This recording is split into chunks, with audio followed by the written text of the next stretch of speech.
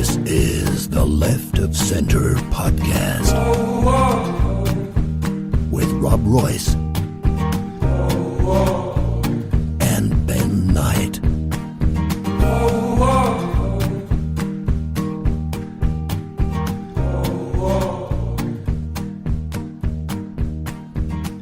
Hello, everyone.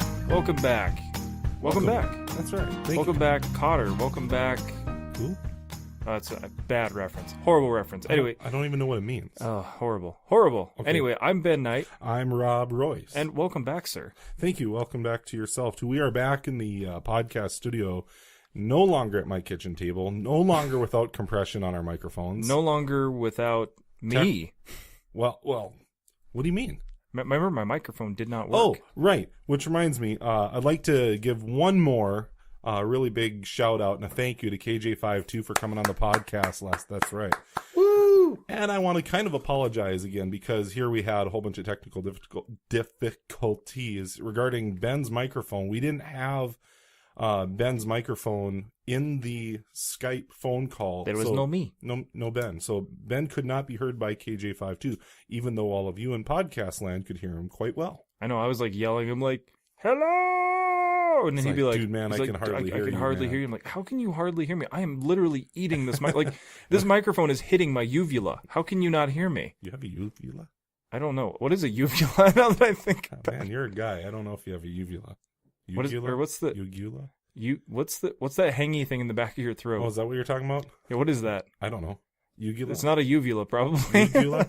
Whatever it is. It was hitting that. No. And so KJ52 is like, man, I can barely hear. And at first I thought it was me he couldn't hear.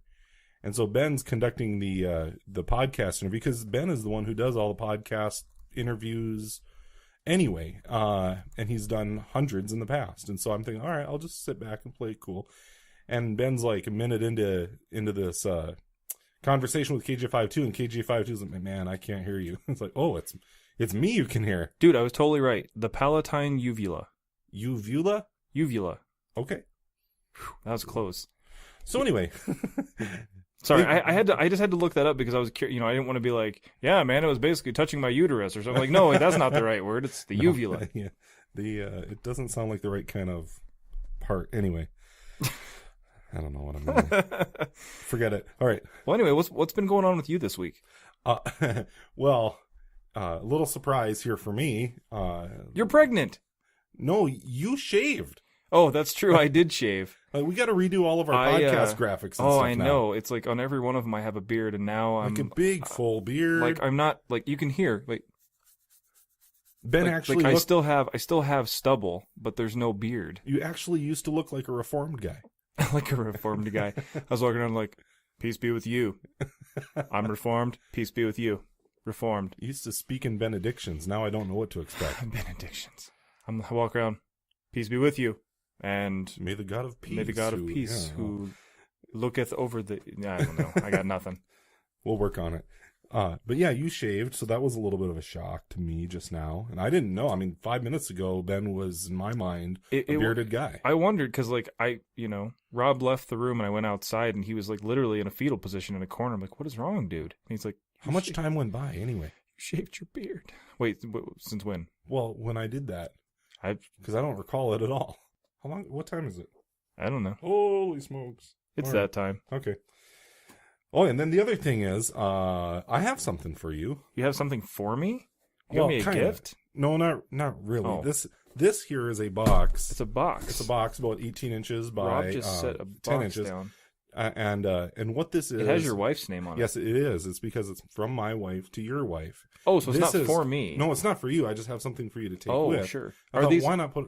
Oh, you know it. You know it. It's more voodoo. Yeah. There's like a shrunken head and some witch's nails and some sort of Star Trek kind of ointment thing in there.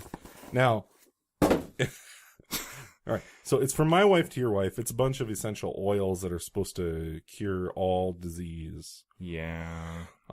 Which I actually today, just this evening, as a matter of fact, I had a little bit of a carpal tunnel spell, which I haven't had in a long time. Did your wife run up to you and like start rubbing some patchouli on it or something? She rubbed frankincense on it. I thought, hey, it's Christmas time. But no myrrh? No myrrh, no gold. if she had gold, I was gonna say if she's rubbing gold. she's rubbing gold, be like, where did you get this? Where did you get this? Why haven't you shown this to me at a different time? Like you Paid for this. You waited until I had some like arthritic pain to go, hey, I've got a gold bar here. You do. Did I buy that? So she went ahead and rubbed some Frankenstein on you. Some frankincense. Merry Christmas. It's a Christmas gift, I guess, to Jesus Christ, and stuff like that. But anyway, she rubbed frankincense on this carpal tunnels thing, which is what her book told her to do. And so, I don't know. Did it work? Are you out of your carpal tunnel? Well, I only had this mild spell, but I spent 20 years in construction, so a lot of it involved this wrist movement. I used to have carpal tunnel spells all the time, and this is the first one I've had in quite a while. It's the first one I've had, though, while Jody's been into this voodoo magic thing. See, don't let anybody fool you. Like, do you remember that guy? See, Rob actually is a huge Senior Wences fan. Do you remember that guy? He was the guy that he'd put, like, some lipstick on his hand and be like, it's okay, it's all right. You never heard of that guy? And I'm a huge fan of this guy? Apparently. News I don't to know. me. I just figured that's why your hand was all messed up. Everyone listening right now is going, I have no idea what's going on. No, in my construction business, I used to put in about 1,500 screws a day with a cordless drill. Exactly. And amongst other things that I had to do, and it was just hard on the wrist. It's the first day. I did a lot of typing earlier today, and so it's the first time I've had trouble with my wrist since I got out of the business. And so frankincense. Now you're in the business of frankincense. I guess so. Nice. Nicely done. Yeah. All right. Well, there was, you might notice there was a slight pause there. We stopped the podcast to discuss something. We did. And so I'm gonna continue talking now. Do it. Unless do you have more to talk about? Do you have more arthritic conditions we need to talk about? Arthritis? Did I have arthritis? Well, I suppose carpal tunnel, is it arthritis? I don't know. Oh, no. To me, they're all. I don't know. It's all the same. It's all sickness. Is it? It's all sickness. Ugh. I'm sick. You're just sick, Rob. You're sick. No, you need help. I'm debating in my mind right here, right now, whether or not I should talk about this. But you said in a former podcast that if I did not have cranberry sauce, I was gonna end up with cranberry juice. No, cranberry. No, cranberry juice. If you go back and listen, it's cranberry juice. Okay, I was gonna get a urinary tract infection. Did you get a urinary tract infection? I think I passed a kidney stone, and I'm not kidding. And so I'm up till like 3 a.m, right? And all I can think about is kidney stones. Doggone Ben was right. I told you, dude. You better. You know what? After we're done with this, we're gonna go to Wally World and go get you some cranberry juice. I might be willing to try it now. It's awesome, dude. I'm telling you. All right. Well, I do want to say, I did not pass a kidney stone or a kidney pebble, for that matter. Nothing. And I did shave. Yeah, you did. But what I did do, I was telling Rob, and I put my theoretical manhood on the chopping block today. For any of those of you who do not know, and I think it's been mentioned just, real briefly during the podcast at one time or another. Theoretical manhood? Theoretical manhood, because I didn't really put my manhood out there. Theoretically, you put your manhood Theoretically, I put it out there. Because you are a man, for yes, sure. but theoretically, I put my manhood out there. But I didn't really put my manhood out there. But not your theoretical manhood. I just wanted to make sure that sure, we no, absolutely. How this is coming. I get what you're saying. Okay, but start over. Like I said, we might have mentioned during the podcast a couple of times that I do freelance voiceover work. Just doing different voices and just different commercials and blah blah blah You're blah blah. Pretty successful at it. Actually. It's fun. I love it. But I kind of decided I wanted to take it to the next level. And it had been suggested to me by a couple people that I should pursue finding myself an agent. Really? And so I went ahead and made myself a little demo reel of all the commercials and voices and different things that I've done. And I put it together and I sent it off to a lot of agents today. No, a lot of them. When you do that, if you send your stuff out to an agent, does that mean that the only work that you can take has to be through that agent? It depends. If you're doing union work, like if this is successful, yeah, and I find myself with a little SAG card, for those of you who don't know what that is, it's Screen Actors Guild. And it would be awesome if I'm able to do that. If I do get a part. If I do get to be a part of the Screen Actors Guild, I can only do union work. So I can only do work that my agent would get for me at that point. And it's in that agent's best interest to get you a whole bunch. Yes, because they get a cut of whatever I and make. really high-paying work. Because that's kind of where, and the thing is with an agent is, again, you pay them, 10% or whatever it is. So they're working for you. Like, it doesn't cost you anything. I mean, as far as, like, for the most part, right now, an agent won't cost me anything except for just time waiting to get an agent. The second I have an agent, it's in that agent's best interest to find me work as humanly possible so they can make money off of me. Find work as fast as humanly possible?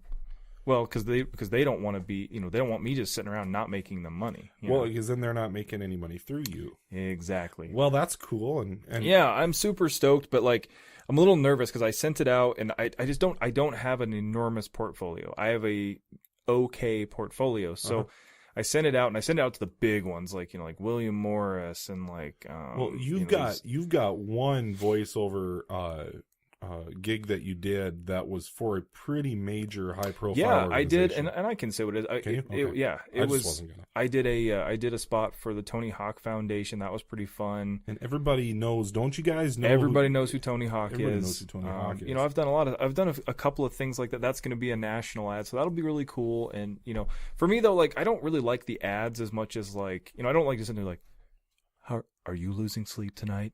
You need a new Serta bed. I don't really like doing that. Like, that, it's okay. Like, I mean, if I get paid for it, yeah, it's fine. It's all good in the hood. But like, for me, like, I love doing like, I want to do a voice. Like, I want to do a character. I want to do a character. I want to do cartoons. I want to do like, that stuff's fun to me. Like, I love doing that. I love just being like a goofy animal or, just some dude or, I got this gig where a guy wanted me to do, it's for this cartoon thing, and I was supposed to be a pig with a Brooklyn accent.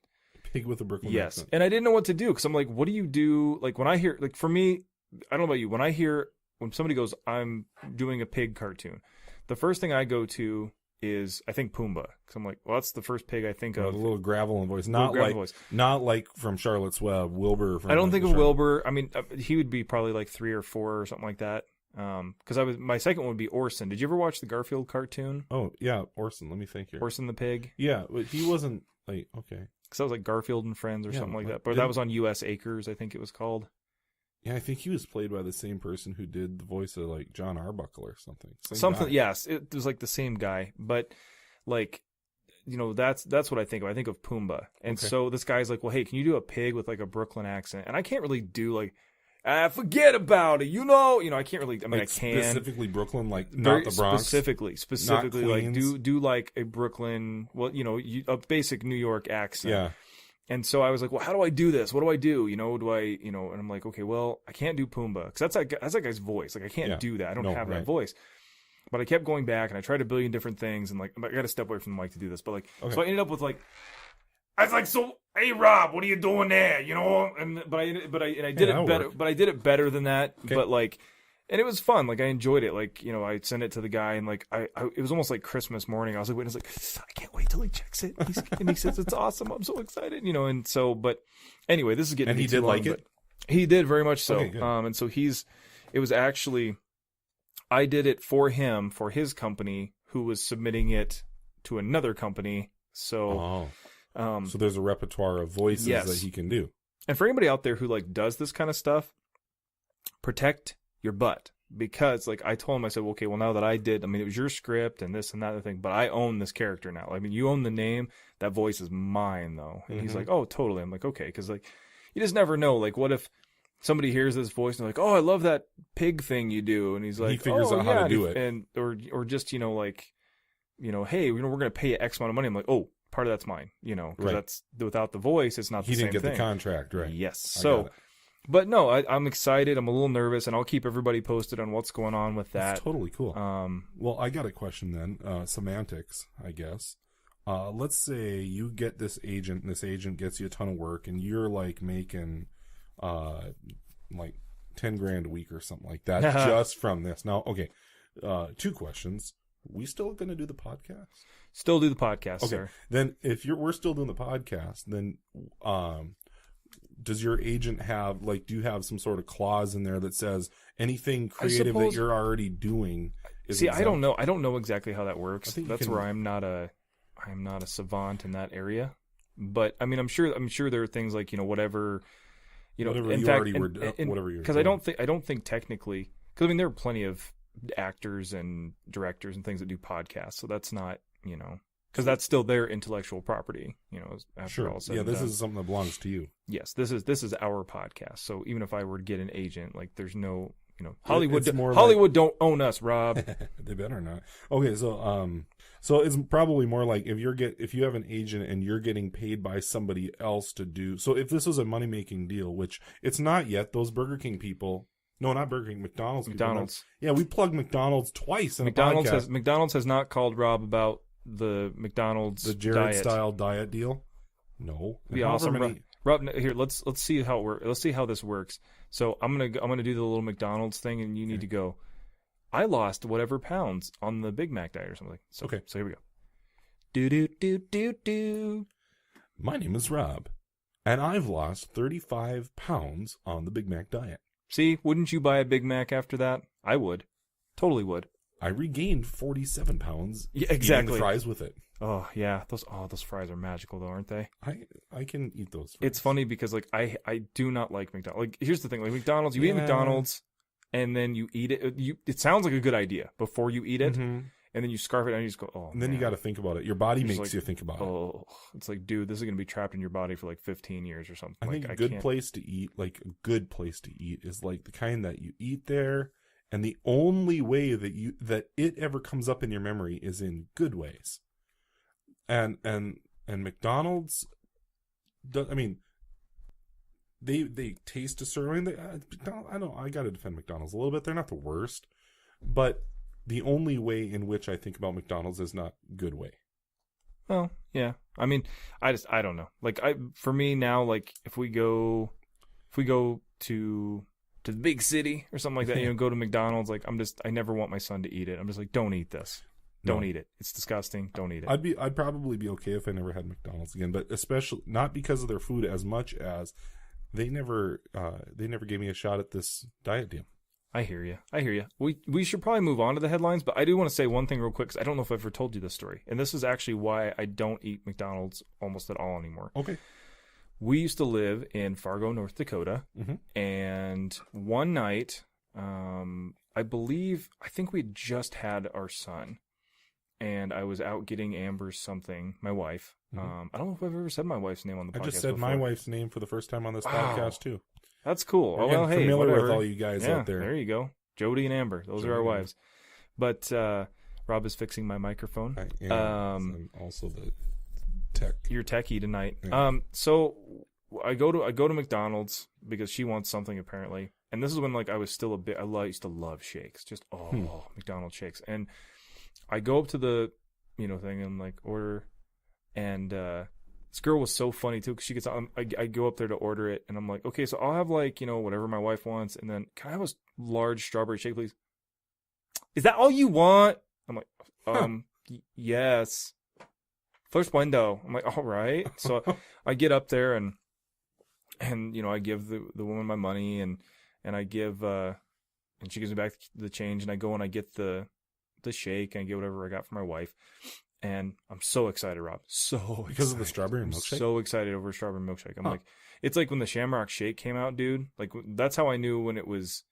How you knew it was time for the 4-leaf clovers to come out. Because it had the Shamrock Shake, but the strawberry shake, I'm so excited. I put my straw in the sucker and I start just drinking it, and I'm like, man, this thing is really, really thick. And I'm like, and I'm trying to suck it up, and then I'm like, man, it's not coming up. And so I take off the lid and I pull out the straw, and there's a fingernail on it. What? A whole big press-on fingernail. Oh God. I thought you only hear about those things. It actually happened to you. Huh? So gross, dude. Like I was trying to get the ice cream up that straw so much I literally sucked half of the fingernail, and I instantly just like, that's one of the only times in my life I've ever littered. Like I was so grossed out, I just like threw it out of the car and like drove away. I'm like, ah! Oh, it was terrible. So you've actually had one of them experiences. Oh, it was just terrible, Oh. But anyway, we should probably move on to the headlines. And McDonald's. Now I'm starting to wonder if they owe us money or if they're going to sue us. Who cares? Okay. Who cares? I'm going to move on to the headlines because, you know what? Forget McDonald's. Headlines.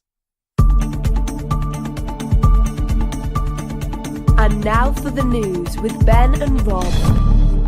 All right, so we're starting off with a fun one this time. We're going to talk about zombies, Rob. We're going to talk about zombies. Can't wait. Let's do it. So, guys, Kansas governor to sign Zombie Preparedness Month proclamation. So, check this out. Wait a second. Yeah, go ahead. This is legit. This is actually legit too. So, it's never too early to start preparing for the zombie apocalypse. At least if you're in Kansas. Why not Kansas? Why not Kansas?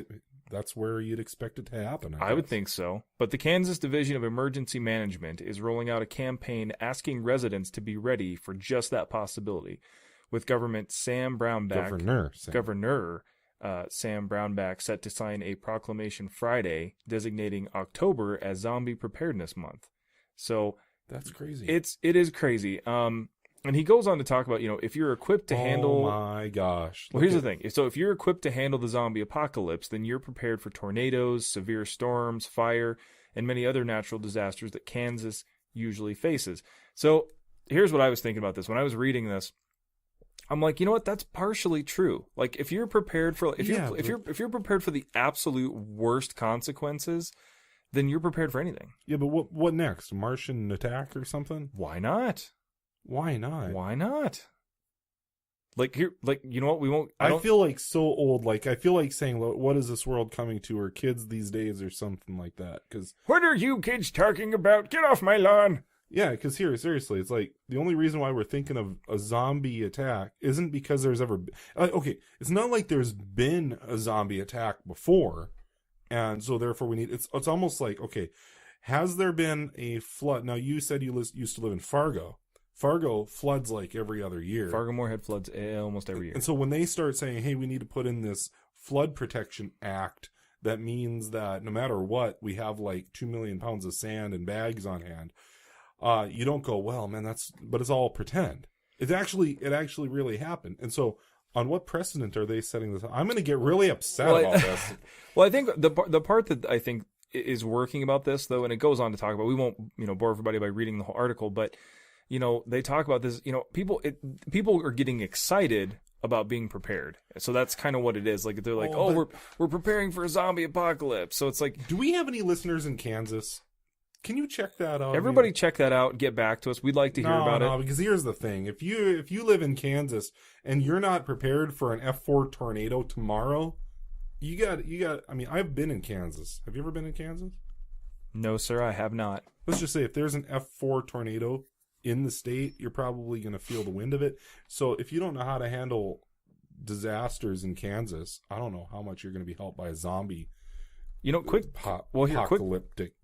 Quick tangent. Like, first of all, because I've always, and I'm mad. I'm sure a lot of people, is everyone enjoying Rob's fake madness? Fake. Have you ever thought about, like, if there was a zombie apocalypse? Of course. Like, because it's just one of those things, like, you just talk about with your friend. You sit around and you're like, so I'll ask you this, and then we'll move on to the next article. But what would be your weapon of choice? If you could have one weapon, it's the end of the world, zombie apocalypse, you can have one weapon, what would it be?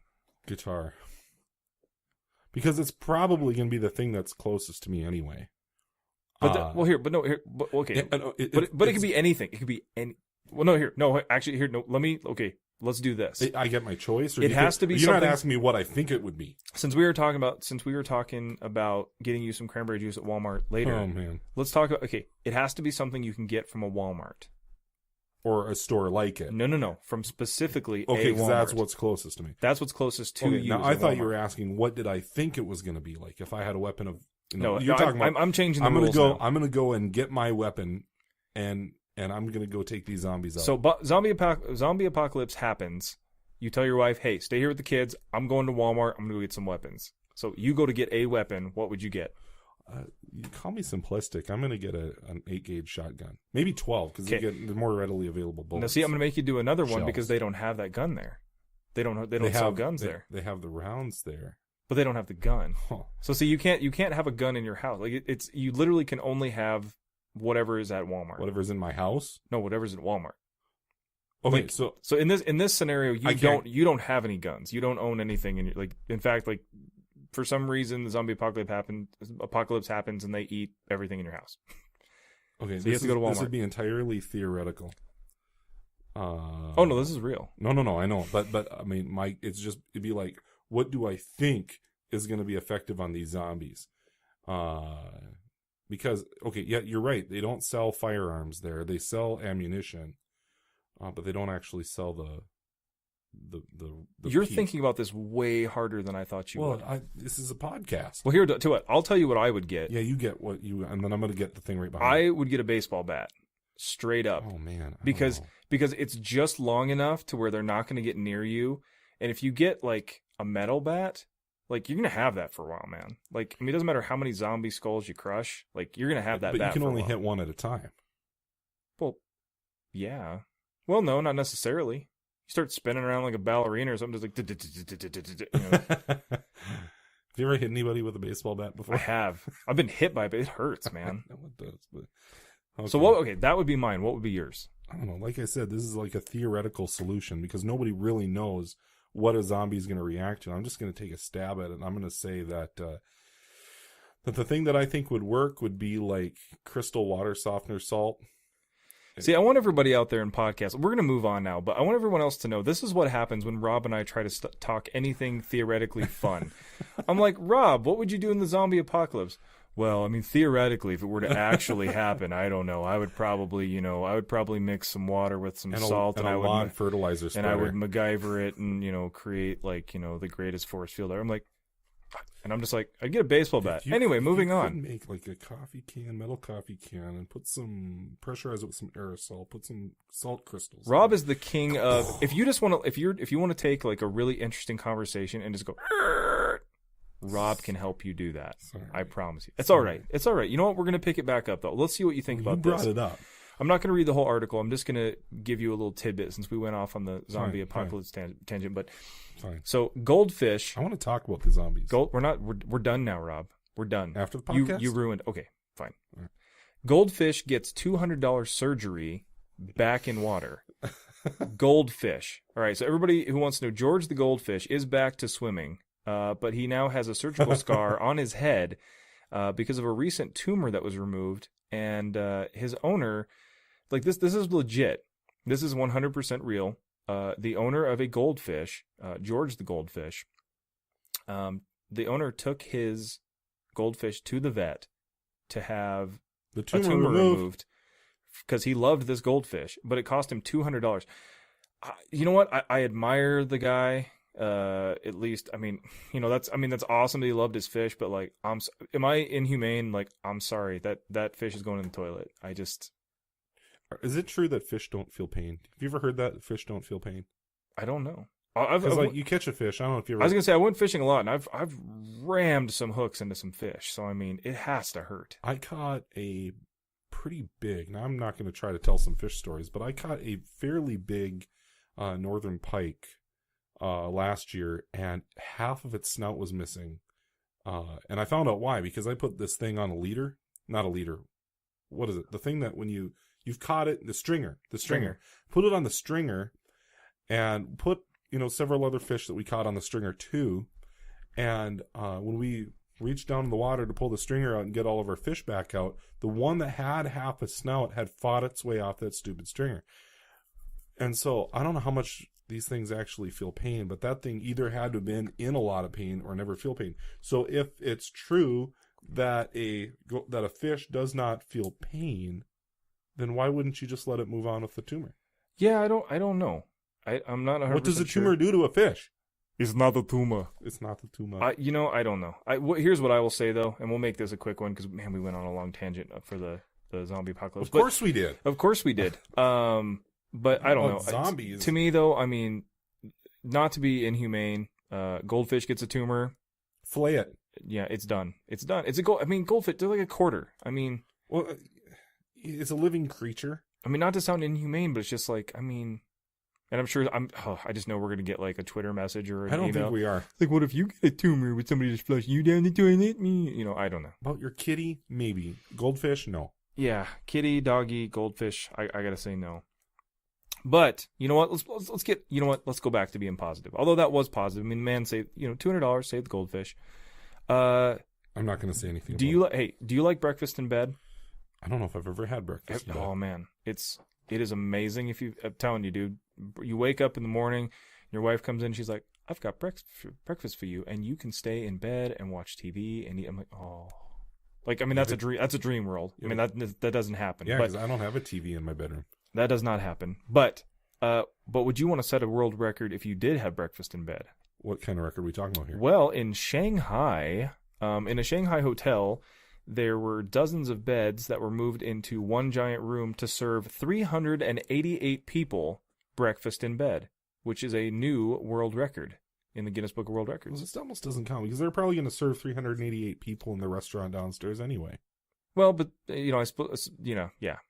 Why do you have to take the magic out of everything? Did I? Is that what I'm doing? Every time. I'm like, oh. See, everyone's going to listen to this and they're just going, man, Rob is like a really wet blanket, man. Ben's like, hey, let's all have fun and join hands and let's sing. And Rob's like, whatever. Let's talk about reality. I'm like, all right, fine.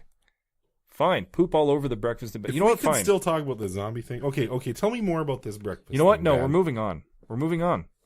You know what? We're going to talk about toilets. After the breakfast in bed thing. They set a world record, 388 people? I don't care now. Breakfast in bed all at once? I don't care now. I want to talk about France. I want to talk about toilets. Okay, I promise I won't ruin this one. All right. Do not ruin this for me, Rob. Do not ruin it for me. All right. So France changes rules to allow kitchen toilets. That's right. Kitchen toilets. So the ministers announced the prohibition on toilets connecting directly to kitchens and living rooms is being lifted to simplify regulations. And I got to say, I disagree. Wait. You disagree with which part of this? The whole thing. Wait a second. Okay. Because it says French officials have announced a law change that will allow homeowners to install toilets in their kitchens and living rooms. I've never once been cooking on my stove and thought, man, I really wish I could do that. And there's a law separating there is toilets right from... Yes. It actually, as people are hearing this, it has already been passed. So now, do we have laws like that? I do not believe so. Although I don't know, because you do have to. I mean, you do have to get have inspections, and you got to Yes. things have to be up to code. I've never heard of a bathroom. I've heard of a plumbing inspection. Would it fall under that? I don't know, Would it fall under a framing inspection? Because you see different things. Like you see phones. I've seen phones in bathrooms. Sure. TVs in bathrooms, but like a toilet in the kitchen, like. I don't know. I want to build a house right now, and I want to put a toilet receptacle in the kitchen. I don't get my inspection and see what they say. See, I don't know. I think I would. Here's what I'll say. If I was gonna do that, if I was gonna build a toilet in my kitchen, I would actually build it like it was a stool, or like literally a stool, like sitting at the bar, so like your feet are kind of up. It's almost like it would almost be like you're sitting in a barber's chair. Or a salon chair, you know what I mean? Yeah. You'd have your feet on the little bar there in front of you, and then you could literally just sit there and poo while you're eating at the bar there. Like that would be awesome. And it's just like a nice comfy chair, and you can poo and you can eat at the same time. That's how I would do it. I wouldn't just like set it off in the corner or because kind of the point is like that's got to be what they're thinking. I would think because, like you said, like when's the last time you're in the kitchen? You're like, oh, I don't have time to use the bathroom. Yeah, exactly. Yeah. I can't run around the corner and use the bathroom. Quick, grab a bucket. No, it just doesn't happen. I'm really interested in finding out whether we have laws. I think we actually have some French listeners. So if anybody who's listening to this from France, I believe so. And so let us know what's going on with that. I want to know what's up with the poopers in the and the motive to have one, like that's the part I don't understand. Are we talking about like a little corner nook with a toilet in it that you can just like that's not like up to code in terms of framed off from the rest of the house or vented a certain way? Or are we talking about actually? It might just be a stool right in the middle of the floor. I don't know. I'm curious. Now I'm trying really hard not to, like you said, poo all over this story.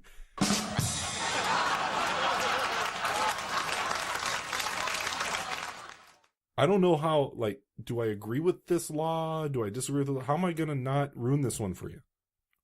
You're the one who brings these up. That's true. Well, would you put a kitchen in the toilet? Would you put a toilet in the kitchen? No, but I'm an American. Ooh, we just lost listeners after that one. No one put no toilet in the kitchen. I'm American. We don't do that crap. Ting. No, Well, I don't know. Is anybody under any impression that we're not American podcasters? And hello and welcome back to the Rob and Ben podcast. And yeah, it's like all we should do. Dude, I'm that like the sometime. American version of Rob, the British Rob guy. Hello, I'm Rob Royce, and I'm here to talk about how I like to poop on the toilet. And yeah, that would be really. That'd you're be not terrible. like an American dude, right? That would be absolutely horrible to listen to. That'd be horrible to listen to. No. Well, let's move on from the headlines. That's all right. So do we have a conspiracy theory this Got week? a conspiracy theory. Sweet heavens, let's do the conspiracy theory. And now, Conspiracy Theories with Rob and Ben. Hey, dude, why are you talking like that? Excuse me? Well, this is just a segment. You don't have to talk all theatrically. Oh, that's it. I quit. I'm not even getting paid for this. Rob, where did we find this guy? We didn't. He just kind of came in here and started yelling. All right, so Rob has a conspiracy theory. What is going on with the conspiracy theory? Okay, now the thing about the conspiracy theories, I'm not trying to make up like joke conspiracy theories like some sort Like of how there is no Elvis. Yeah. Elvis wasn't real. Well, no, but I'm even not. I don't intend this to necessarily go into the comedic direction like it accidentally did, and I'm not talking about stuff like the zombie attack thing. I'm actually going to bring up a real conspiracy, and I want to just kind of get your reaction to it, and I want to see how much trouble we're going to get in, because this one, if I was pro-American a minute ago about toilets, I'm going to have the American. opposite. Yeah, I'm Rob. I'm American. opposite reaction to this one just because I'm bringing it up. Watch this. The conspiracy for today is that the World Trade Center, back in 2001 when they collapsed, had nothing to do with airplanes.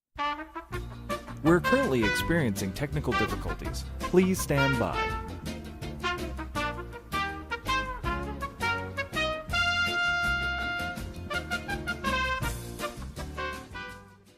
So sorry for the technical difficulties there. Can we not get through a podcast without having some sort of technical I difficulty? really don't think we can. I really, really don't. So I think we're getting worse at this. we're getting way worse at this. If anyone's listening to this now, it's probably just, your wife, me and you, and then somebody in like Michigan. How much of that monologue on that conspiracy theory do you think that we actually got?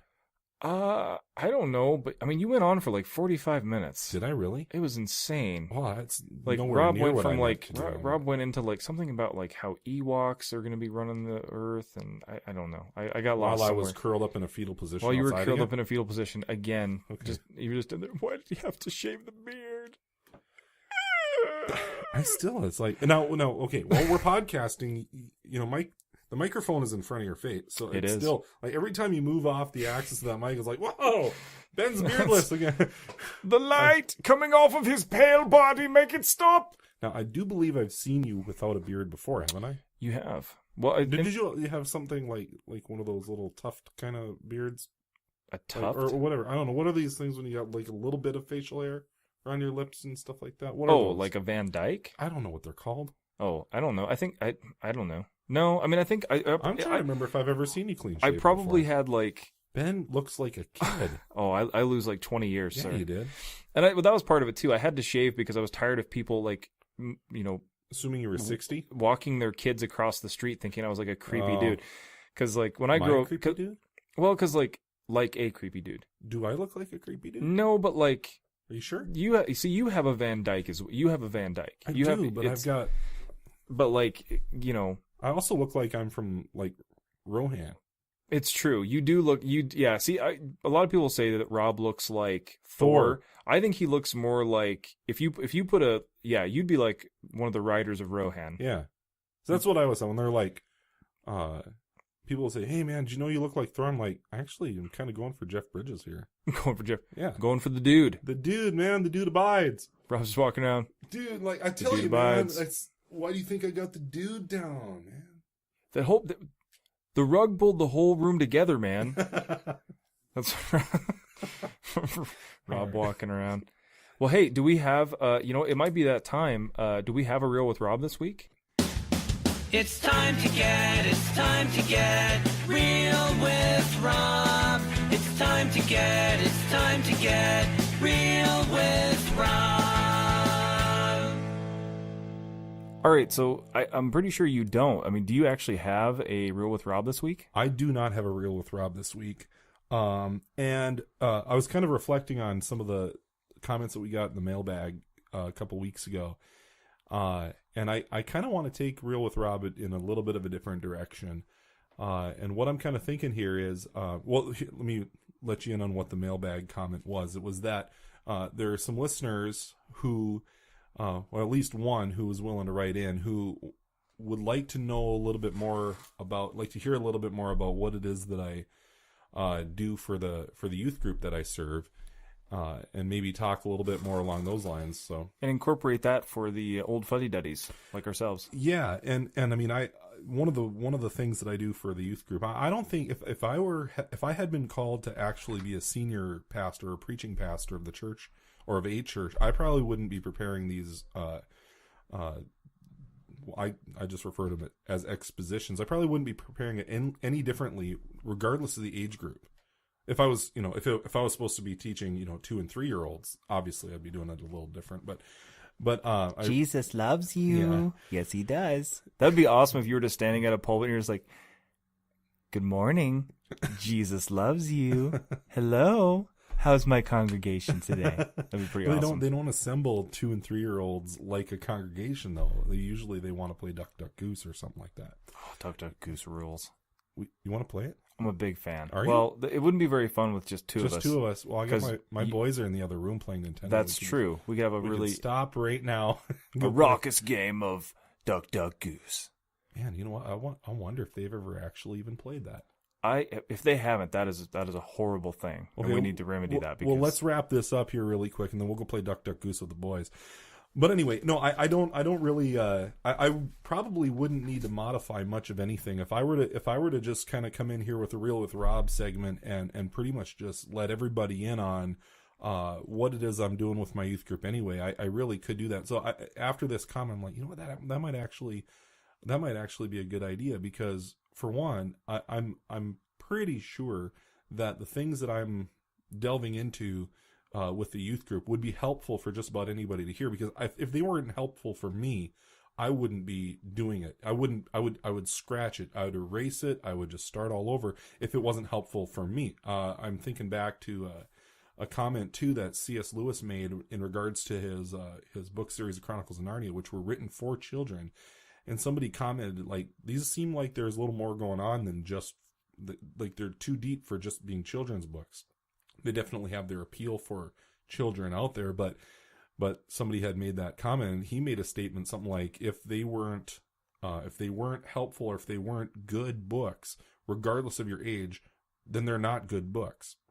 And so if they're a good children's book, they should be good when you're 30, 40, 50, or 60. And I agree with him. And so I'm kind of taking the same approach with youth ministry, is that if this isn't going to be helpful, if this isn't going to be a good direction to go in teaching these teenagers, then I'm wasting my time. So I think that's what I'm going to do. So after here, we're kind of coming up on the end of 2014. So starting in 2015, I would like to bring all of you guys in podcast land into what it is I'm doing with the youth group. And it might end up being more or less just kind of a monologue segment of my own. And it would probably be somewhat prepared. Hello, I'm Rob Royce, and yeah. this is Masterpiece Theater. You know me, man. I'm not going to be able to do any other voice. You won't be able to do another man, voice. Here, man, what God's trying to say to you, dude, is like, right? That's about the best I'm It's gonna not be even able to do. it's not even a good voice. Yeah, That's the worst part. No, it's just the only thing I can do. I'm not the Ben Knight here. Oh, yeah, not at all, sir. Well, I mean, no, I mean, yeah, I don't know. No, okay. So what I'll probably have for all of you guys is what similar to what I'm doing with the youth group. It'll probably be prepared. It might even be completely read, because I do prepare a manuscript. I prepare by manuscript, and I don't do that in order to be like extra wordy or anything like that. But reading from a prepared manuscript allows me to be concise, and it allows me to be more refined, and actually allows me to be more efficient. You all know that if it just leave it to me, and I'm going to ramble on for 20 or 30 minutes on here, if that's a monologue, but I could probably get 2 or 3 times more done in maybe a span of 8 to 12 minutes if it's prepared. I was waiting for you to be like, so I do have a rather extensive vocabulary and a very superlative syntax that I would like to implore to you on this. Maybe you should do the Real with Rob. Oh, not at all. Okay. Not at all. Well, okay, so I'm going to curb it for now. We're not going to do one tonight. I just kind of want you all to know where I'm at. And not to mention, I've got something that I do on our blogs. You know that we're up to like 60 or 70 blog posts. Yeah, we have a or ton of something like blogs. In fact, I will curb it and say, hey, you guys need to go to our website, leftofcenterpodcast.com. Go check out Rob's blog. I probably only have like 10 blogs. I don't even know if I have 10 blogs, but Rob has like 60 or 80 of them. But you should go check them out. Like his are really, really good. And they're going to be a lot of what's he's going to be talking about with The Real with Rob. And I might even just read them right off the blog. I mean, because seriously, I put a lot of thought, like I said, into what I bring to the youth group here at the church that I serve, and I end up finding the things helpful. I can go back and read them, after a little while. I'm like, man, that was I'm coming from studying the Bible, and what jumps out at me one day might be different than what jumps out at me another day, and I might be struck again days and days or years later when I find, wow, that was not my intellect was surprising. I'm not saying that. I'm saying that this, to have a perspective on the Bible, to draw a meaning out of the Bible, should be helpful for any Christian or anybody for that matter at any time, and I often find that that's the case.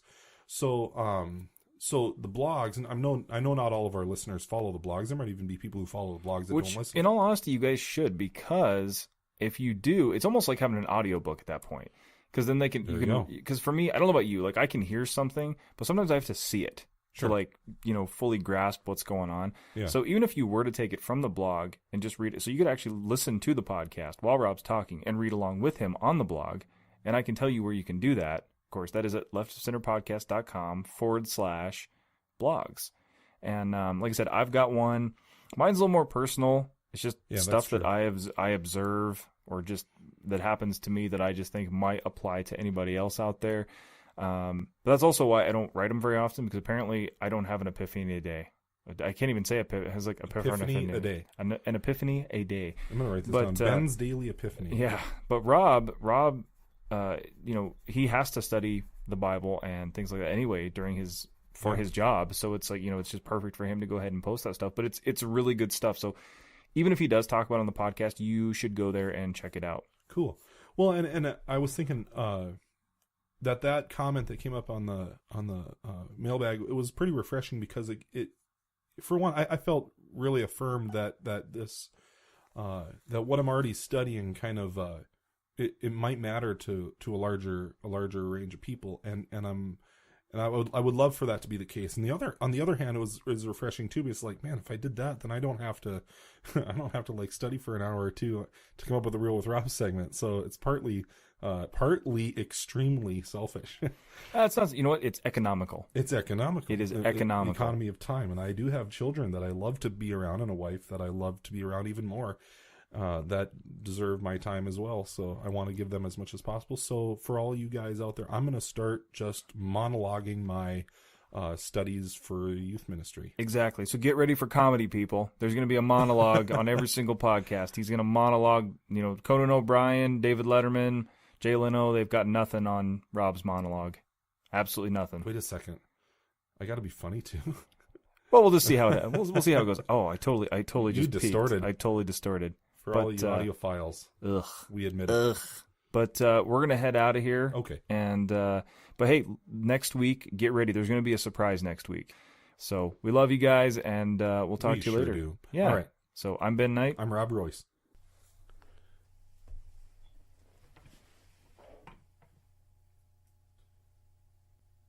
All right. So you're telling me you know exactly what happened that day. You know what happened. It was an inside job.